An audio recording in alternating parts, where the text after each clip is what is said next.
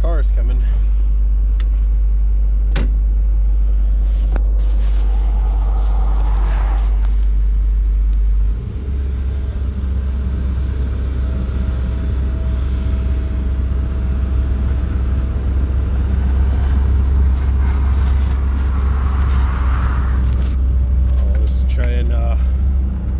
I usually throttle back some.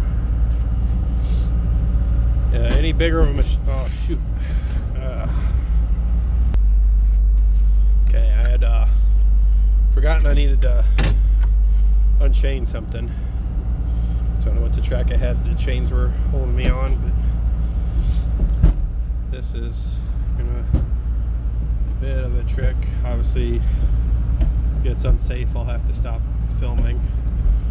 But any bigger of a machine, and I would never attempt unloading over the rear. This is narrow enough I can do it.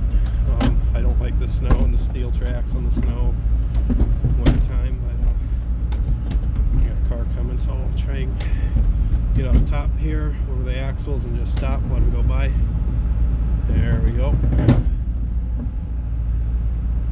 That's a little bit nerve-wracking, but the rest of this should be pretty much easy money. I don't know if this car is going to wait on me or